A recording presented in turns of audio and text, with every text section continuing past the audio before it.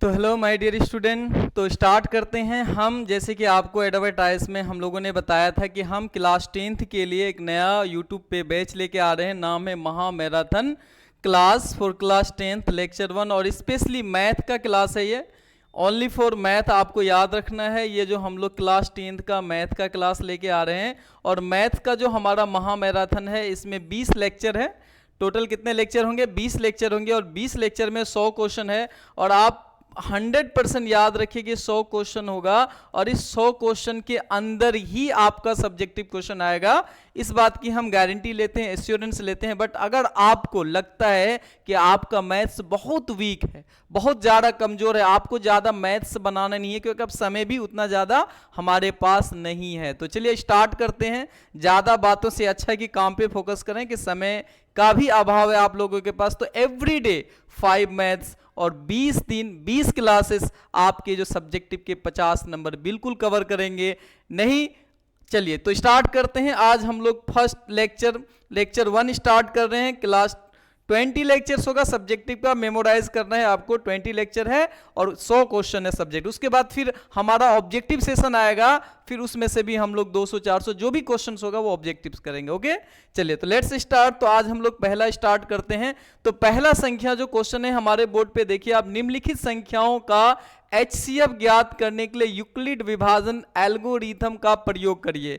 किसका प्रयोग करिए? यूक्लिड विभाजन। देखियो, अगर आपको मैथ्स बिल्कुल नहीं आता है, कोई टेंशन लेने की कोई जरूरत नहीं है, और ये पक्का जान लो कि तुम लोगों का मैथ जो है, आज से जिसको मैथ से बहुत डर लगता है, आज से मैथ्स में मजा आएगा। ठीक है, चलिए तो स्टार्ट करते हैं। क्या कह रहा है? यूक्लिड विभाजन एल्गोरिथम का प्रयोग करके मौसो निकालिए। क्या निकालिए? और हमेशा यह बात याद रखना है, यूक्लिड विभाजन एल्गोरिथम से सिर्फ मौसो निकलता है, वो भी सिर्फ 2 संख्याओं का। कितना संख्याओं का? 2 संख्याओं का। तो चलिए कैसे स्टार्ट करेंगे? तो हम लोग तो क्या देख रहे हैं कि 2 संख्या 135 और 225, इनका क्या निकालना है? मौसो निकालना है। तो आपको याद रखना है कि इसमें से बड़ा कौन है और छोटा कौन है। तो जो छोटी संख्या है, जो बड़ी संख्या, तो बड़ी संख्या को छोटी संख्या से डिवाइड करना है। तो चलिए स्टार्ट करते हैं। तो हमारा सॉल्यूशन स्टार्ट हुआ। तो 135 जो है वो छोटी संख्या है, और 225 जो है वो बड़ी संख्या है। इसका मतलब ये हुआ, हम 135 को 225 से क्या करने जा रहे हैं? डिवाइड करने जा रहे हैं, कि 135 को 225 से डिवाइड करें। देखो, सिंपल घर वाला भाषा का प्रयोग करना है, कोई पहाड़ा याद करने की जरूरत नहीं है। सिंपली भैया, आप दुकान पे तो जाते ही हैं, तो वो तो आपको आता ही होगा कि हिसाब करने के लिए। तो चलिए स्टार्ट करते हैं। हमारे पास मान लो कि 135 रुपया है, और यहां पे कितना है? 225 रुपया है। तो अगर हम एक बार में लेते हैं तो 135 होगा। अगर 135 अगर आप 2 बार ले लेते हैं, अगर मान लीजिए 135 रुपए करके कोई व्यक्ति 2 टाइम्स आपको देता है, 2 बार देता है, तो कितना हो गया भैया? 100 100 200 और 35 35 70, कितना हो गया? 270। लेकिन यहां 270 नहीं है, मतलब 270 से कम है, तो एक बार में भाग लगाना है, क्योंकि 2 बार में 270 हो गया। तो यहां पे 1 लिखेंगे और यहां पे लिखेंगे 135। क्या लिखेंगे बाबू? अब इसको करेंगे घटा। तो 5 में से 5 घटेगा 0, 2 में से 3 घटेगा? कभी नहीं घटेगा, क्योंकि ऊपर अगर बड़ा आ जाता है, नीचे ऊपर छोटा नीचे बड़ा होता, तो हम लोग पहचान लेते हैं। तो 2 1 इसको देगा 12, कितना हो जाएगा? 12। पहचा कैसे लगता है? 1 आके इसके आगे खड़ा हो जाएगा। तो 12 में से 3 घटेगा 9, और बच गया यहाँ क्या? 1, और 1 में 1 गया 0, तो कैंसिल आउट हो गया। अब आपको ध्यान रखना, अब जो शेषफल है वो भाजक बन जाएगा। शेषफल जो है वो भाजक, और जो पहले भाजक था वो भाज्य आ जाएगा। वो इसको उठा करके यहां पे रखना है 135 को। अब फिर इस तरह से भाग का साइन दे देना है। इसका मतलब 90 से 135 को भाग करना है। तो बताओ भाई, 90 एक बार में 90, 2 बार में अगर 90 90 लोगे तो कितना? 180। लेकिन यहां है कितना? 135। तो कितनी बार में जाएंगे? एक बार में जाएंगे। तो एक बार में लेंगे तो कितना होगा? फिर से 90 90 एक बार में 90। तो 5 में से 0 घटाएंगे 5, 3 में से 9 नहीं घटेगा, पहचान लिया 13, 13 में से 9 गया 4। अब फिर जो शेष बच गया उसको भाजक बना लेंगे, और जो पहले भाजक था वो यहां भाज्य आ जाएगा। और ऐसा ही करते रहेंगे जब तक कि शेषफल 0 नहीं हो जाएगा। अब 45 एक बार में 45, दो बार में कितना, 45 45 90, पूरा पूरा आ गया, मतलब दो बार में कितना आ गया भैया 90, और 90 में 90 घटाएंगे तो क्या हो गया 0। तो जिस भाजक पर शेषफल 0 हो जाए, लास्ट जो लास्ट भाजक है उस पे शेषफल 0 हो गया, तो यही आपका क्या हो जाएगा 900। क्या हो जाएगा भाई, यही आपका हो जाएगा 900। तो बताइए क्या आएगा 900 आंसर में, 45। आपका उत्तर हो जाएगा 45। ठीक है, यह भी तरीका बिल्कुल 100% सही है। अगर कोई इसको गलत कहता है तो शायद उसका मैथ्स का कमी है। और इसी को दूसरे तरीके से भी लिखा जा सकता है, तो वो आपको सीखने की जरूरत नहीं है। ठीक है, आपने ये कर दिया, मतलब ये भी आपका सही है, क्योंकि इसी चीज का संक्षिप्त रूप ये है। ठीक है, अगर कोई पूछे तो उसकी बातों में नहीं फंसना है, आपको ऐसे हल करना, और 900 कितना लिखना 45। बिल्कुल सही है माय डियर। चलिए फर्स्ट क्वेश्चन, कोई दिक्कत नहीं है। चलिए इसी तरह एक और क्वेश्चन हम लोग करते हैं। दूसरा क्या है, 867 और 255। इसका मतलब हुआ 867 और 255 का 900 निकालना है। किस विधि से, यूक्लिड विभाजन एल्गोरिथम से। तो फिर से हम लोग लिखेंगे हल, और क्या करेंगे भाई, सबको पता है छोटी संख्या से बड़ी संख्या को भाग करेंगे, छोटी संख्या से बड़ी संख्या को भाग करेंगे। तो छोटी संख्या कितना है 255, 255, बड़ी संख्या कितना है 867। अब देखो, अब यहां एक बड़ी बात हो गई, सर कैसे काउंट करें, हमको 255 का पहाड़ा याद नहीं है। तो एक ध्यान रखो, 5 को तुम माइनस कर दो, 250 बुझो, तो एक बार में 250, दो बार में 500, और तीन बार में 750, चार बार में 1000। लेकिन 1000 तो है नहीं, लेकिन 750 से ज्यादा है। इसका मतलब हमको 3 बार अगर 255 करके लेंगे तो यहां पे हो जाएगा। तो 250 करके 3 बार लीजिए, 250 हुआ, 250 नहीं 750 हुआ, 250, 250, 500, 250, 700, 750, कितना 100, 750। अब 750 में ये 5% पहले का बचा था, तो 5 5 3 बार लेंगे तो कितना हो गया 15, 500 कितना हो गया बताइए, नहीं समझ में आया, 750 हुआ, उसमें से आप 1500 मतलब 15 और जोड़ दीजिए तो कितना हो जाएगा 5 और 765 हो जाएगा। कितना हो जाएगा बाबू 765, कितना हो जाएगा 765, समझे कि नहीं। तो कितनी बार में, 3 बार में। तो यहां पे क्या लिखेंगे 765। तो अब ये आप घटा दीजिए, 7 में से 5 गया 2, 6 में 6 गया 0, 8 में 7 गया 1। अब ये बच गया शेष। अब शेष को हम बना लेंगे फिर से भाजक, और इस भाजक को यहां लिख देंगे भाज्य के रूप में। तो पहला वाला थोड़ा सा बड़ा था भैया, तो कोई बड़ी बात नहीं है, बहुत ही सिंपल है। थोड़ा सा दिमाग लगाना, बिल्कुल मैथ वाला दिमाग नहीं लगाना है, आपको गांव वाला दिमाग लगाना। अब फिर 102 से 255 को भाग लगाना है भैया। 100 एक बार लेंगे तो 100, दो बार लेंगे तो 200, 3 बार लेंगे तो 300। यहाँ तो 300 नहीं है, 200 है, तो 2 बार लेंगे। 2 बार अगर 102 करके कोई पैसा देगा तो कितना होगा 204, तो मतलब 2 बार में लेंगे, कितना टका हो जाएगा बाबू 204। अब यह क्या करेंगे, घटाएंगे, 5 में से 4 घटाएंगे 1, 5 में 0 घटेगा 5, 2 में 2 घटा कैंसिल। अब 51, फिर ये शेषफल जब तक बचता जाएगा भाग लगाते जाना है। तो 51 को अब यहां भाजक हो जाएगा कितना 102। अब 51 बार, 51 में एक बार में 51 और 2 बार में कितना 102, 2 बार में पूरा पूरा आ गया। इसका मतलब 2 बार में आपका 102 आ गया। तो ये पूरा का पूरा क्या हो गया 0 हो गया। तो जिस भाजक पर शेषफल 0 हो जाए वही आपका क्या होगा 900। ये प्रश्न 101% में कह रहा हूं आना ही आना है, मतलब एलसीएम निकालने के लिए यूक्लिड विभाजन एल्गोरिथम का प्रयोग करके 900 निकालने के लिए इस तरह का एक प्रश्न 100% श्योर रहिए, 2 अंक का आना ही आना है, नहीं आने का कोई प्रश्न ही नहीं है। क्लियर है, समझ में आया कि नहीं आया। चलिए आई होप कि बहुत अच्छे से। एक और क्वेश्चन, मैंने सोचा कि कुछ ज्यादा एग्जांपल्स कराऊं जिससे आपके जो डाउट्स हैं वो खत्म हो जाएं। तो कौन सा तरीका चल रहा है भैया बताइए, चल रहा है यूक्लिड विभाजन एल्गोरिथम का प्रयोग करके 900 ज्ञात करना है। क्या ज्ञात करना है 900 ज्ञात करना है। और ये यूक्लिड सिर्फ 2 नंबर का 900 ज्ञात करने के लिए यूज होता है। तो चलिए इस वाले प्रश्न को देखिए, फिर से लिखेंगे हल, हाँ या ना। तो हमने क्या बताया कि बाबू क्या करोगे, छोटा वाला से हमेशा बड़े वाले को भाग देना है, छोटा वाला से हमेशा बड़े वाले को भाग देना है। तो छोटा क्या है 130, बड़ा क्या है 420, तो 130 से 420 को भाग लगाएंगे। अब भैया बताइए 101 बार में 30 छोड़ दीजिए आप, अब उतना बार का हिसाब मत लगाइए। एक बार में 100, दो बार में 200, तीन बार में 300, चार बार में कितना 400 हो जाएगा, लेकिन 30 चार बार लीजिएगा तो 120 500 हो जाएगा, तो 500 तो नहीं जाना है। इसका मतलब 3 बार में, कितना बार में 3 बार में। अगर 130 टका करके आपको कोई 3 बार देगा तो 100 करके 300 हो गया, और 30 30 30 3 बार दिया, कितना हो गया 90। कितना हो गया बाबू 390। कितना हो गया बाबू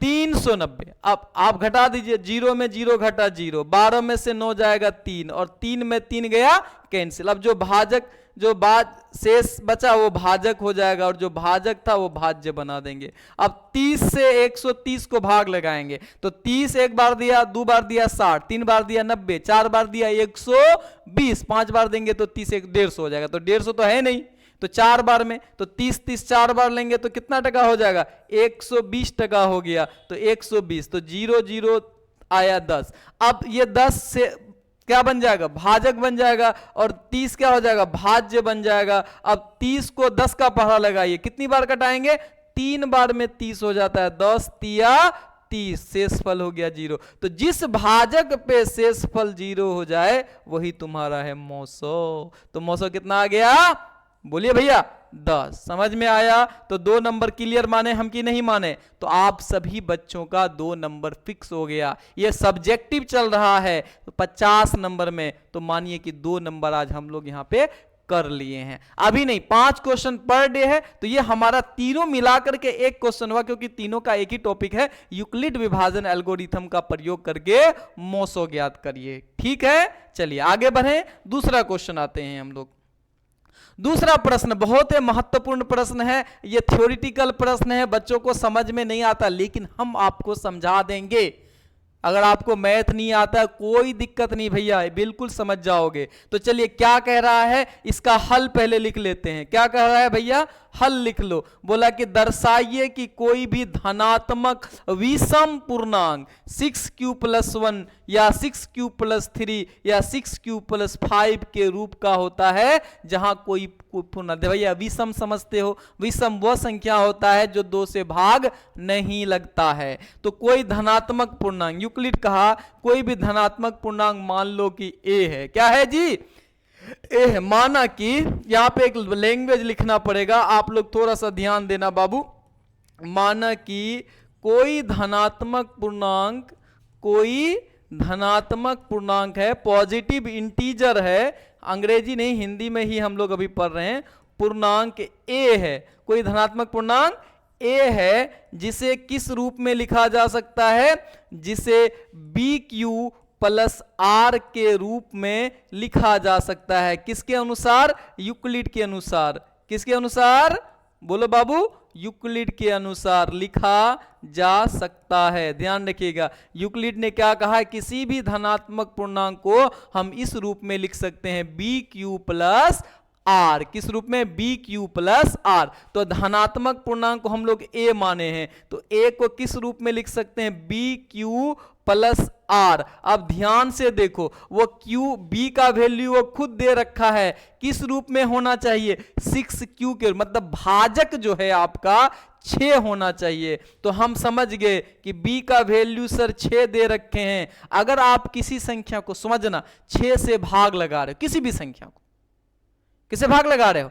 6 से भाग लगा रहे हो, तो यहां पे R होता है शेषफल। किसी भी संख्या को अगर 6 से भाग लगा जाए तो शेषफल में क्या हो सकता है, या तो 0 हो सकता है। संभावना बताओ, 0 पूरा पूरा कट गया, शेषफल क्या आ गया 0। हो सकता है पूरा पूरा नहीं कट गया, 1 बच जाए, शेषफल 1, 2, शेषफल 3, शेषफल 4, शेषफल 5 हो सकता है, कभी शेषफल 6 नहीं होगा, क्योंकि जैसे 6 होगा फिर 6 से भाग लग जाएगा, शेषफल 0 हो जाएगा। तो किसी भी संख्या को अगर 6 से भाग लगाएंगे तो उसका शेषफल या तो 0 होगा, या तो 1 होगा, या तो 2 होगा, या 3, 4, 5, इसके आगे नहीं होगा। बोलो क्यों नहीं होगा? अगर 6 आ गया तो फिर 6 से तो भाग लग जाएगा, फिर शेषफल क्या हो जाएगा? 0। इसलिए अगर इस तरह हम देखते हैं तो क्या होता है, मान लो कि एक बार शेषफल 0 हो जाए तो हमारा संख्या क्या होगा? 6q + 0। मान लीजिए कि शेषफल अब 0 नहीं होगा, 1 होगा, तो हमारा संख्या क्या हो गया? 6q + 1। मान लो शेषफल 2 हो गया तो हमारा संख्या क्या होगा? 6q + 2, है ना। इधर लिख देते हैं भैया। मान लीजिए हमारा शेषफल हो गया 3, तो क्या हो जाएगा बाबू? 6q + 3, है ना। इसी तरह हम संख्या को इस तरह से दर्शा सकते हैं कि सर शेषफल तो बदल सकता है, तो इतना आपको आ सकता है इनमें से। अब ये धनात्मक पूर्णांक है। कैसा पूर्णांक है? धनात्मक पूर्णांक है। तो धनात्मक पूर्णांक क्या कहता है कि अगर एक संख्या सम हो गया तो अगला वाला विषम हो जाएगा, एक सम हो गया तो अगला वाला विषम हो गया। सम होने के लिए क्या कंडीशन है? 2 से डिविजिबल होना चाहिए। अब ध्यान से देखिए, ये संख्या 2 से डिविजिबल है, 6 को हम 2 से भाग लगा सकते, 0 तो हो गया। यहां पे देखिए दोनों में 6 और 2 में 2 कॉमन है, 2 कॉमन हो गया तो 2 से भाग लग गया, ये भी सम हो गया। यहां पे भी देखिए 6 और 4 में 2 कॉमन है, ये तो यहां पे लिखेंगे चूंकि 6q + 2 और 6q + 4 ये क्या हो गया बाबू? सम संख्या हो गया। इसको हमने क्या प्रूव कर दिया? +4 सम संख्या है। कैसा संख्या है? सम संख्या है। और सम संख्या कैसे हुआ? क्योंकि 2 से डिविजिबल है। अतः क्या बोलेंगे कि अतः 6q + 1, 6q + 3 और 6q + 5 विषम पूर्णांक होगा। 6q + 5 क्या होगा?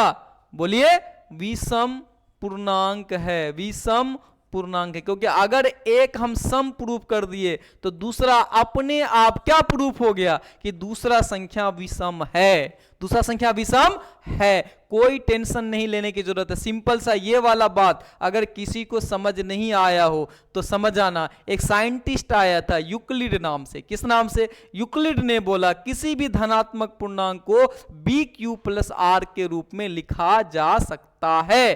तो हमने कहा चलो ये हमारा धनात्मक पूर्णांक है। और प्रश्न बोला, देखिए जहां पे आपका जो संख्या है भाजक वो 6 है, इसमें क्या होता है? ये भाज्य, भाजक, भागफल और शेषफल होता है। तो भाजक दिया हुआ है 6, तो हम अनुमान लगाए अगर 6 से किसी संख्या को भाग लगाइएगा तो R का जो वैल्यू अर्थात शेषफल है वो 0, 1, 2, 3, 4, 5 ही होगा। इससे आगे होगा क्या?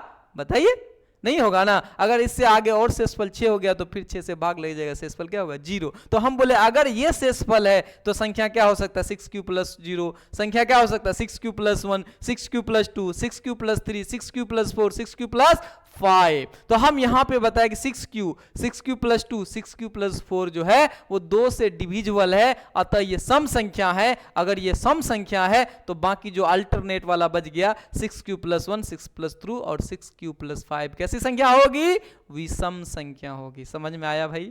कोई मैथ इतना सिंपल है भैया, कोई लोचा नहीं है, एकदम इजीली यू कैन सॉल्व। आप अगर इसको फोटो लेना, स्क्रीनशॉट भी ले सकते हैं। चलिए हम लोग अगला प्रश्न के लिए आते हैं। तीसरा प्रश्न देखिए, बहुत ही महत्वपूर्ण प्रश्न, इतना महत्वपूर्ण जितना कह दो कम, और सबसे आसान। क्या? सबसे आसान। इसके लिए बस आपको एक फार्मूला याद रखना है भैया। दो संख्याओं का HCF और LCM का गुणनफल उन्हीं दोनों संख्याओं के गुणनफल के बराबर होता है। ये फार्मूला है भाई मेरे। पहली संख्या गुना दूसरी संख्या, पहली संख्या गुना उसी दो संख्या, मतलब यही दो संख्या का HCF और LCM जो है ये बराबर होता है पहली संख्या गुना दूसरी संख्या के। अब आइए इस प्रश्न को हल करते हैं। अब आप ध्यान से देखिए, कितना आसान बना दिया है इस प्रश्न को। आप बोर्ड पे देखिए भैया। अब देखिए ये HCF है, इन्हीं दोनों संख्याओं का HCF कितना है? 9 है। मतलब 306 और 657 दो संख्या है, इन दो संख्याओं का HCF 9 है। तो बोला इसी संख्या का LCM क्या होगा? तो आपको अभी पढ़ा है, ये आपका पहली संख्या, ये आपका दूसरी संख्या। तो क्या बताएंगे आप? बोलेंगे सर देखिए ये हमारा है पहली संख्या और पहली संख्या है 306, पहली संख्या 306 और दूसरा है भैया दूसरी संख्या। कैसी संख्या बाबू? दूसरी संख्या। और ये हमारा कितना है भैया? 657। और ये HCF भी दिया हुआ है। HCF कितना है? 9। ये तीनों चीज दिया हुआ है, हमको निकालना LCM है। और ये देखिए फार्मूला है, इनमें 4 चीज है और 4 में से 3 आपको पता है, चौथा नहीं निकलेगा। क्या निकलेगा कि नहीं? जरूर निकलेगा। तो क्या करेंगे? फार्मूला लगा देंगे। क्या फार्मूला है? बोलिए भैया, साथ में बोलो। अगर मैथ में 100% मार्क्स चाहिए तो कोई नहीं है, यही मिलेगा। और इससे आसान और आपको देखिए कहां मिलेगा। तो आप हम देखते हैं क्या फार्मूला लगाएंगे? HCF गुना LCM, HCF गुना LCM। क्या फार्मूला है? पहली संख्या गुना दूसरी संख्या, पहली संख्या और गुना क्या करेंगे? दूसरी संख्या। तो भाई मेरे अब कुछ नहीं करना है, आपको सारा वैल्यू बैठाना है और जो ठो नहीं पता है उसको वही रहने देना है। HCF कितना दिया हुआ है? 9 दिया हुआ है। LCM नहीं पता है सर, LCM ही निकालना है, तो LCM को LCM रखेंगे। पहली संख्या देखिए यहां पे कितना है बाबू? 306। पहली संख्या कितना है? 306, बीच में गुना। दूसरी संख्या 657, दूसरी संख्या 657, हाँ या ना? अब देखिए निकालना LCM, 9 इधर गुना है। एगो बात अगर नहीं जानते हैं, जानता सारा बच्चा होगा, इतना तो सिंपल बात है, सब जानता हो, लेकिन मान लो कि तुम नहीं जानते, अंधा हो, चौपट है, तो एक बात समझो, इधर जो चीज गुना में है बराबर के इधर आएगा भाग में। हमको LCM निकालना है तो LCM सिर्फ इधर रहेगा, बाकी सबको खाली करना है। खाली करना है तो इधर लाना है। तो अब जो चीज इधर गुना में है बाबू, इस साइड आएगा बराबर के, तो जो चीज पहले से लिखा है वो तो रहेगा ही रहेगा, उसको आप हटा नहीं सकते हैं। लेकिन जैसे इस साइड कोई चीज आएगा तो वो नीचे बटे आ जाएगा, बटे में 9 आ जाएगा। बटे का मतलब भाग करना होता है। तो ये दोनों में कट रहा है 9 से, किसी एक को भाग लगा दो। बोलोगे सर आप तो कटा देते हैं, हमको भाग लगाने आता है। तो आप क्या करो? भाग लगा दो। 306 को भाग लगा दो। 9 तिया कितना? 27, 3 बच गया 36, 9 चौके 36, मतलब 0 आ गया। इसका मतलब 9 से 306 को भाग लगाएंगे, कितना आएगा? 34। तो आपको कुछ नहीं करना है, 9 को ऐसे कटा करके यहां क्या लिख देना? 34। तो इसी को कहते हैं कटाना। कटाने का मतलब भाग लगाना। कुछ बच्चे तो बहुत इंटेलिजेंट है, वो तो समझ गए होंगे, कुछ हैं चौपट।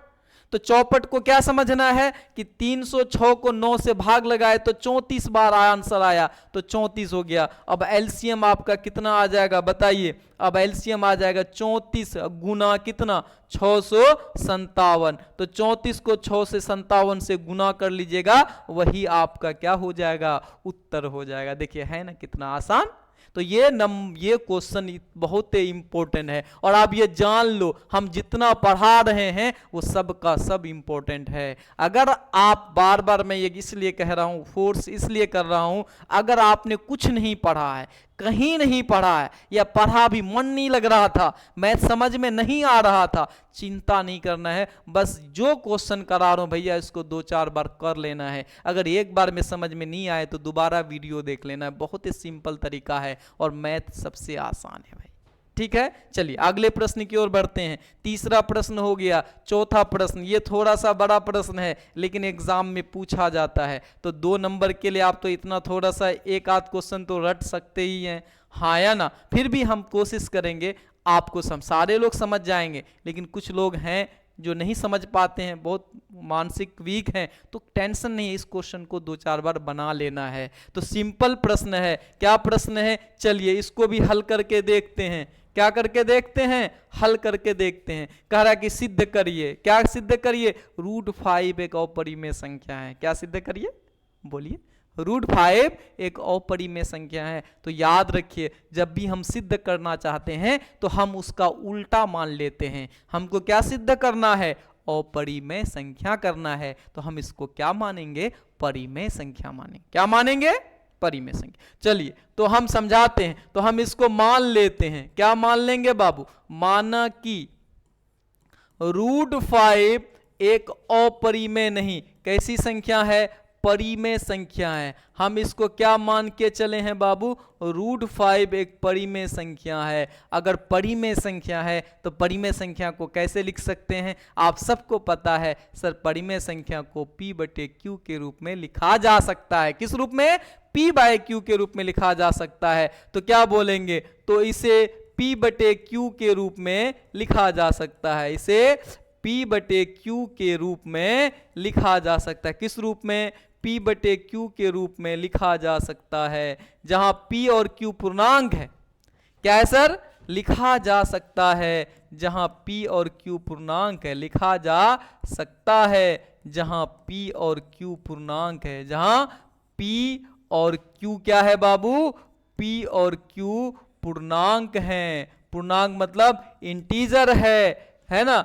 और एक कंडीशन है, जरूर लिखना, और Q is not equal to 0। इसका मतलब है कि Q का मान 0 नहीं होगा, बाकी दुनिया भर में सब कुछ होगा, P पर कोई कंडीशन नहीं है। तो P के बारे में नहीं सोचना है, कहाँ सोचना है, Q के बारे में। तो चलिए अब हम क्या बोले कि √5 एक परिमेय संख्या है, मतलब √5 को हम किस रूप में लिख सकते हैं, P/Q के रूप में लिख सकते हैं। मतलब √5 इक्वल P/Q। अब देखिए Q इधर भाग में है, इधर ले जाइएगा तो क्या हो जाएगा, गुना में हो जाएगा ना। तो क्या हो जाएगा, √5Q बराबर हो जाएगा P, √5Q बराबर हो जाएगा P। अब देखिए एक तरफ रूट है और एक तरफ नहीं है, तो रूट हटाने का हमारे पास एक तरीका है, स्क्वायर करेंगे, वर्ग करेंगे। क्या करेंगे बाबू, वर्ग करेंगे। तो हिंदी अगर लिखना है दोस्तों तो लिख सकते हो, नहीं लिखना है कोई दिक्कत नहीं है, लेकिन करना पड़ेगा। दोनों ओर वर्ग करने पर, वर्ग मतलब स्क्वायर करने पर, दोनों तरफ हम क्या कर लेंगे, स्क्वायर कर लेंगे। तो कैसे स्क्वायर होगा, ध्यान से देखिएगा, √5Q का स्क्वायर बराबर P का P स्क्वायर। याद रखिए भाई, स्क्वायर और रूट कैंसिल हो जाता है, मतलब अब बच जाएगा 5, और Q पे तो रूट नहीं था, इसका स्क्वायर रह जाएगा, 5Q स्क्वायर बराबर P स्क्वायर। अब यहां एक बात समझने वाली है, यहीं पे बच्चा थोड़ा गच्चा खा जाता है। क्या खा जाता है, बच्चा गच्चा खा जाता है। क्या गच्चा खाता है, ये 5Q स्क्वायर किसके बराबर है, P स्क्वायर के बराबर, मतलब ये दोनों मिलकर P के स्क्वायर के बराबर है। अगर समझो तुम, अगर ये टोटल इसके बराबर है तो इसका मतलब अगर यहाँ पे 5 गुना में है तो इसके अंदर भी 5 गुना में होगा, क्योंकि बराबर है तो जो चीज इसके पास है वही चीज इसके पास भी होगा, लेकिन दिख नहीं रहा है, दिख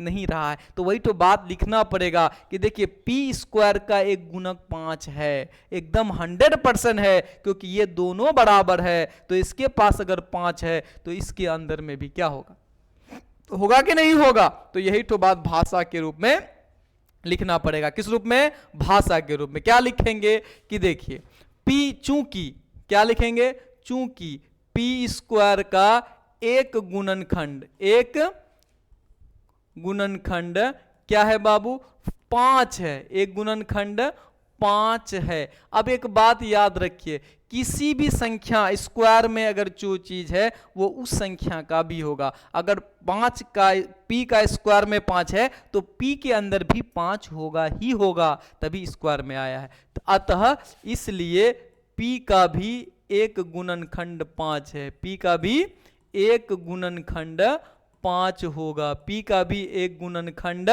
बोलो 5 होगा।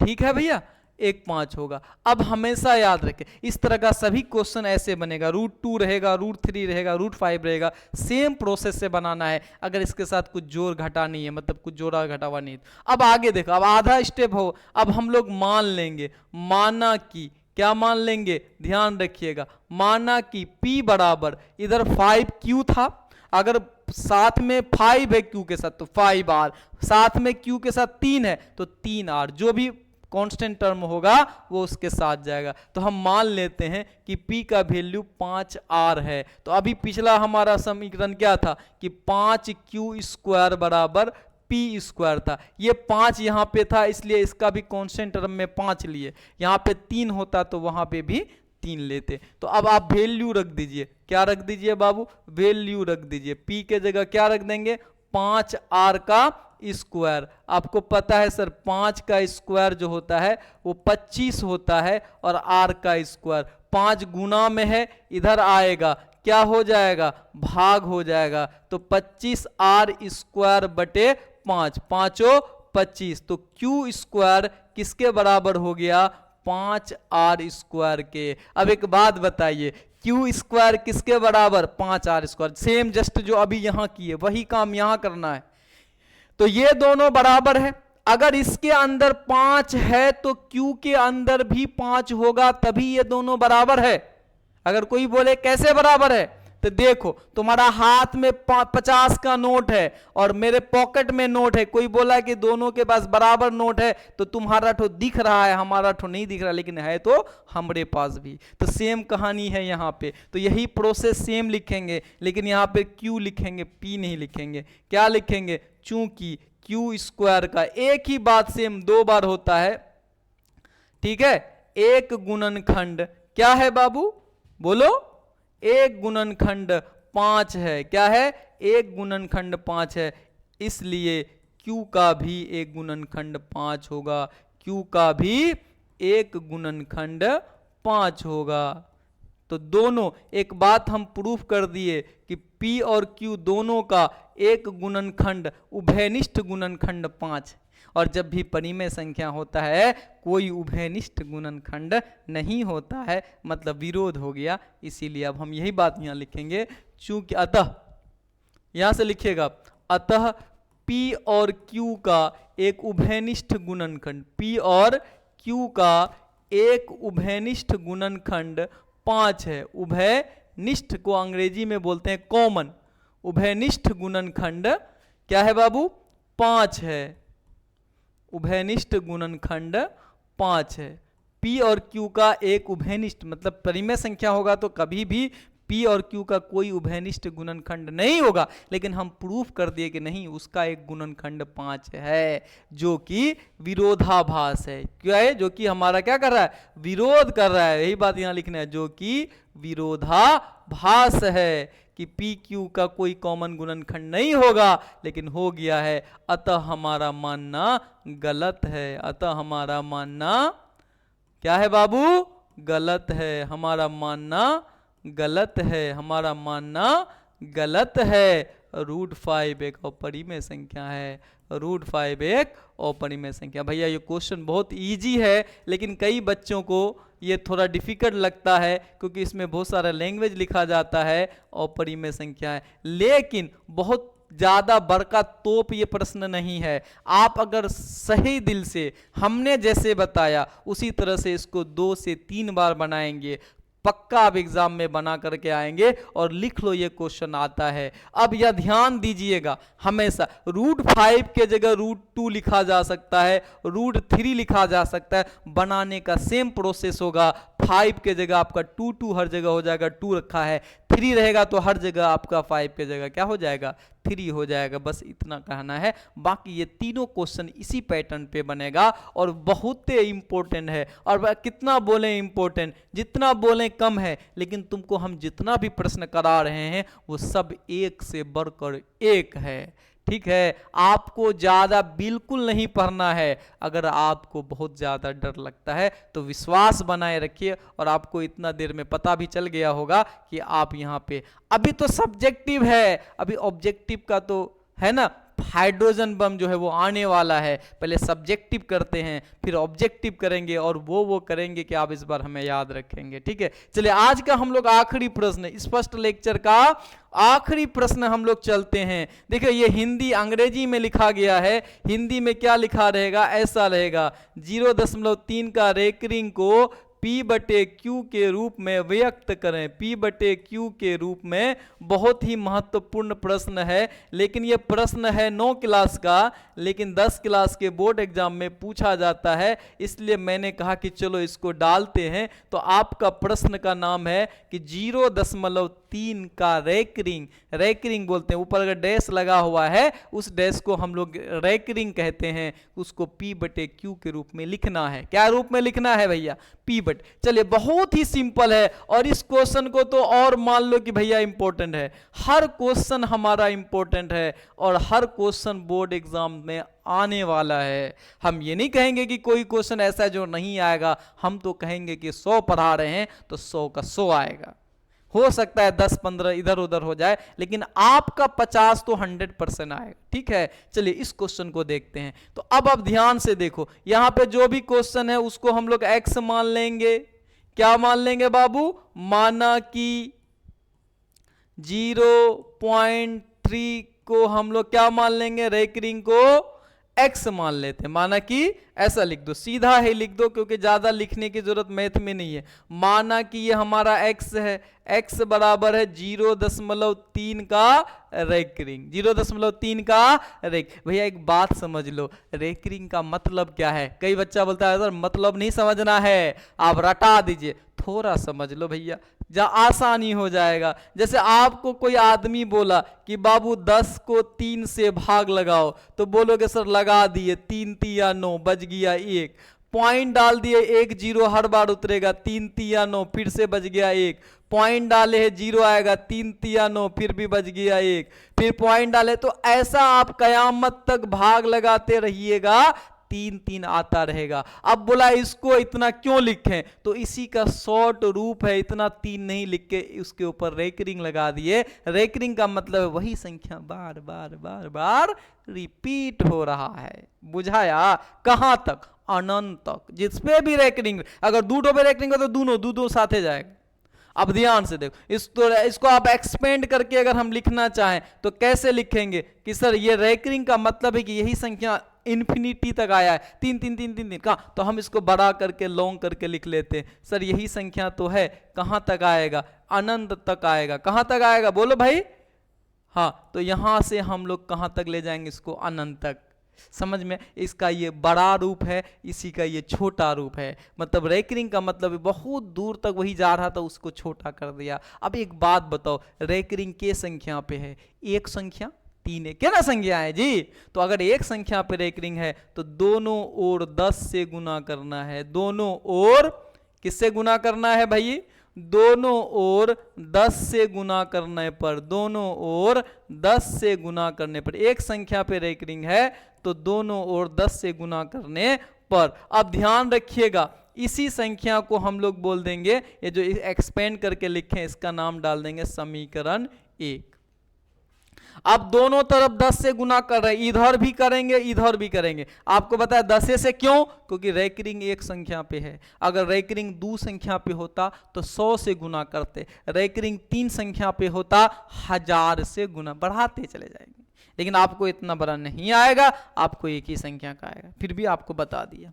तो 10 से इधर भी गुना करिए, तो 10 को गुना करेंगे x से, इधर भी बराबर के इधर भी 10 से गुना करेंगे, 10 को गुना करेंगे 0.333 से अनंत तक, इनको हम गुना करेंगे। आप ध्यान दीजिए, 10 को x से गुना करेंगे बाबू, कितना x हो जाएगा? 10x। हाँ या ना? अब एक बात बताइए हमको, 10 से गुना कर दीजिए, 10 तिया 30 हो जाएगा, 10 तिया 30, तो पॉइंट एक अंक पीछे खिसक जाएगा। तो आपका ये 10 से गुना करोगे, 10 तिया 30, उसके बाद यहां पॉइंट आ जाएगा, तो आपका क्या हो जाएगा? इस तरह से अनंत तक फिर आ जाएगा, है कि नहीं? या सिंपली समझना, अगर एक 10 से गुना करेंगे तो पॉइंट एक अंक पीछे चला जाएगा, अगर 100 से गुना करते तो पॉइंट 2 अंक पीछे चला जाता। ठीक है, इसका नाम दे देंगे समीकरण 2। अब क्या करेंगे बाबू?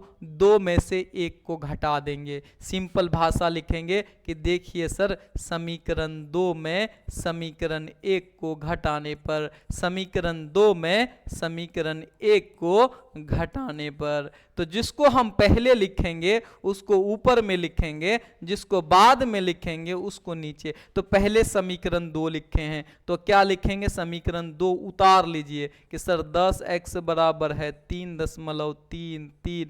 बहुत महत्वपूर्ण प्रश्न बाबू, और एक नंबर उसके नीचे उतारिए, x बराबर 0.333 3, ऐसे करके हम लोग यहाँ पे अब घटा रहे हैं तो लाइन फाड़िए और साइन चेंज करिए, माइनस माइनस 10 में से 1 एक्स घटेगा 9 एक्स। बाबू अब यहां देखो, इधर घटाओगे 3 में 3 में 3 में 3 में 3 में सब जीरो, लेकिन ये वाला 3 बच जाएगा, 3 में जीरो घटेगा कितना 3, हाँ या ना। अब क्या बच गया, 9x बराबर कितना हो गया 3। आपको x निकालना है तो 9 गुना में है। अब यहां पे ध्यान रखिएगा, बहुत सारा बच्चा यहां पे गलती करता है, यहां पे 9 इधर है तो 9 नीचे आएगा, चाहे ये बड़ा रहे या छोटा रहे। कई बच्चा 9 ऊपर करके 3 नीचे लिख देता, नहीं भैया गलती नहीं करना, ये 9 इस साइड में है तो जो इधर होगा वही नीचे जाएगा और जो इधर है वो पहले से रहेगा। अब यहां फिर एक और गलती बच्चा सब करेगा, 3 एकम 3, 3 तिया 9 होता है, कई बच्चा 3 तिया 9 और x बराबर 3 लिख देगा, बिल्कुल गलत है बाबू। ऊपर में 1 है और नीचे में 3, अगर 9 नीचे है तो 1/3 आंसर होगा, 9 ऊपर चला जाता तो 3 आंसर होगा। तो 1/3 और 3 में बहुत जमीन आसमान का अंतर है। समझ में आया, कितना सिंपल है ये 5 प्रश्न। आप करिए, आज आप इसको बनाइए, कल आपको और 5 प्रश्न हम देंगे और एक प्रश्न आपको हम दे रहे हैं रिवीजन करने के लिए। सेम मेथड पे बनाना है, इसमें कोई अंतर नहीं है, सिर्फ 6 लिख देना है। 6 के जगह 3 के जगह क्या आ जाएगा, हर जगह 6 6 6 6 6 चला जाएगा। तो ये वाला आपका रहा होमवर्क। क्या प्रश्न रहेगा बताइए, बोलेगा कि 0.6 को P/Q के रूप में व्यक्त करें, P/Q के रूप में व्यक्त करें। तो ये प्रश्न आप सबको हम दे रहे हैं एज ए होमवर्क के रूप में। तो 5 प्रश्न आज हमको पढ़ाए, अगर आप ये 5 कर लिए तो 10 नंबर आपकी मुट्ठी में है। नहीं आए तो मेरा नाम याद रखिएगा कि सर ने कभी कहा था, ठीक है। अब इन प्रश्न को, अगर आप इन प्रश्न से संबंधित कुछ भी आपको प्रॉब्लम्स है, त्रुटियां हैं, तो आप हमें क्या कर सकते हैं बताइए। आपके पास एक ऑप्शंस हैं, आप हमको क्या कर सकते हैं, मैसेज कर सकते हैं, ठीक है। तो धन्यवाद हमारा इस वीडियो को देखने के लिए। इस तरह से और 19 वीडियो सब्जेक्टिव में आने वाला है, तो आप हमारे साथ बने रहिए। तो आप सबका बहुत बहुत धन्यवाद और पढ़ते रहिए, हंसते रहिए और मुस्कुराते रहिए।